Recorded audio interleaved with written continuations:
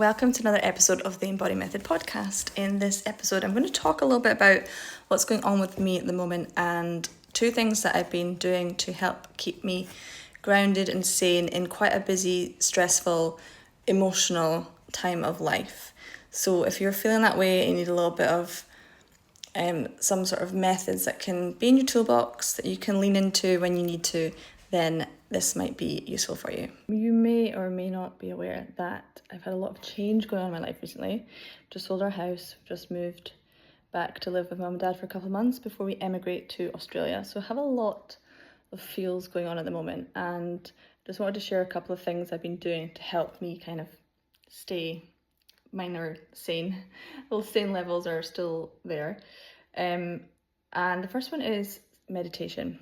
And before you switch off or think, I don't do meditation, it's very woo-woo, meditation can be something as simple as closing your eyes, taking a deep breath, and actually just spending a moment not trying to do a million things at once, not thinking about everything you've got coming up that you should have done, should do, but it's just sort of being and listening. What is it that's there in your head? What is your body telling you? How are you feeling? All those sorts of things. And I've been doing that quite regularly. I've been doing it each evening before I go to bed, but also I've been doing it randomly when I need to. And I follow some guided meditations on Insight Timer, which are really good. But also I can just, sorry, this bit of hair is like, what the hell, frizz. Guided meditations are good, but also, like I say, just having some time to yourself where you take a breath and close your eyes and just take a moment, a couple of minutes before you then move on with your day.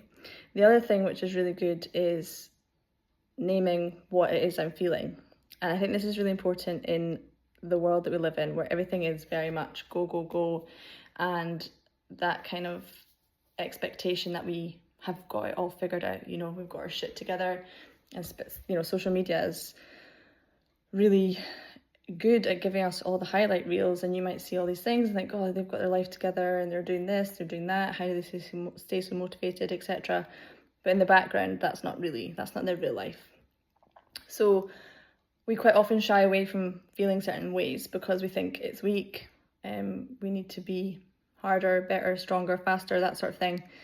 But actually, when you turn away from those emotions, those feelings, you're just burying them deeper, and you might get annoyed with yourself because you think, oh, why can't I do this simple task? You know, everyone else is able to go out for a walk, or everyone else is able to, you know, eat enough protein or whatever it might be. But if you've got loads of daily little stresses and little things that you're trying to do, you know, one or two of those at a time, it's fine, you can kind of manage and get on. But if you've got 3, 4, 5, 6 and they're all adding up, then it could be like, it can seem like the biggest deal to do something which is actually very small. And if we hide away from those feelings and bury them and not actually acknowledge them, then it means that maybe that one last thing, which is really not that big a deal, comes on top of your pile of crap and just causes you to either implode or, you know, react in a way that wouldn't be normal for you.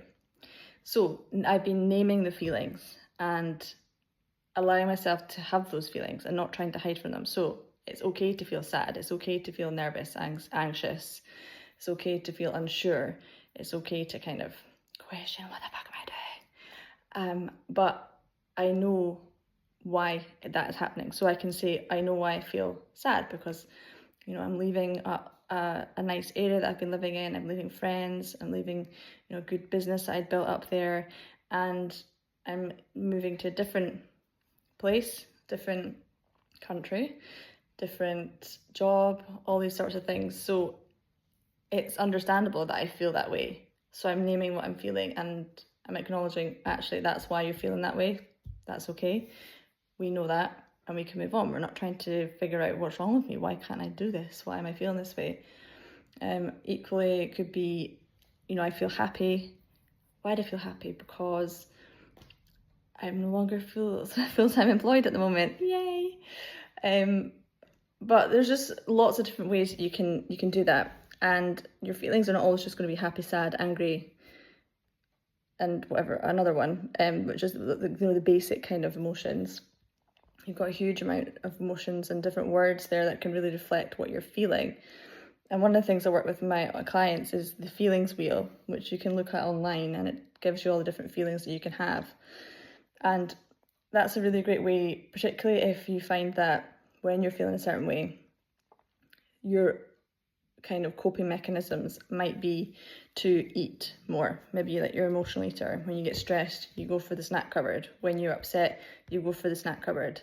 Equally, it could be something like alcohol, where you get stressed, you need to have a glass of wine as your come down.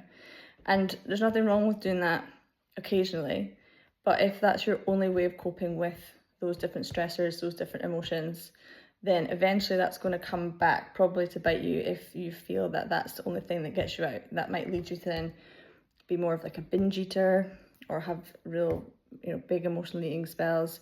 It also maybe makes you feel pretty bad about yourself if you do that. And similarly, when it comes to alcohol as your coping mechanism, we know that's not a good thing, because obviously that can lead to further problems in terms of reliance on alcohol. But also it's more like how it makes you feel after having drunk that, or the next day, and the behaviours that then come with that. So those are just a couple of things I've been bringing into my lifestyle. A bit of meditation and a bit of sitting with and naming what I'm feeling and acknowledging why I'm feeling it, not giving myself a hard time for feeling that way, but understanding why it's there.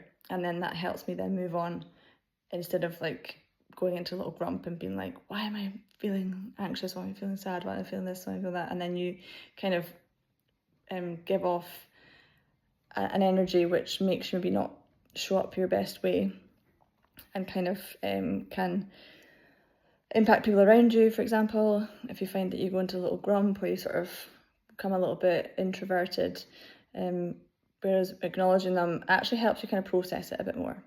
So if you're going through a period of change, or you're, struggling to deal with some things that are going on, then I would recommend trying a bit of meditation, and if not meditation, try a little bit of sitting with and naming what you're feeling and asking yourself, why am I feeling that way?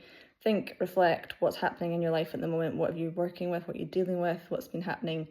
Maybe not right now, but what have you got coming up? Is there something that's stressing you out, or is there something that's happened a wee while ago that you maybe didn't get over? And acknowledge that. And remember that we're all human, so it's normal for us to feel these feels, but everyone else looks like they've got their shit together all the time, but actually they probably don't. So if we can remember that we need to work through the bad things to get the good things and the highlight reel, then I think we'll all be in a much better place. Thank you for listening to that podcast, or if you're on YouTube, thank you for watching.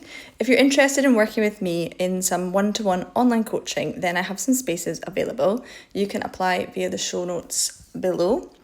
If you're interested in working as part of one of my group programs, where you work with other women who are in the same boat as you, Body Strong 8-week program will be back for its next round in August. 8 weeks online program where you prioritize getting stronger and building up some habits that you can keep, you can stick to.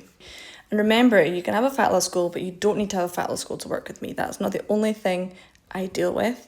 And if you're looking to move away from tracking, or if you're looking to move away from weighing yourself, then I have a 90-day challenge that's currently live that you can join, and I will show you how we can coach and you can get the results you want without having to rely on the scales.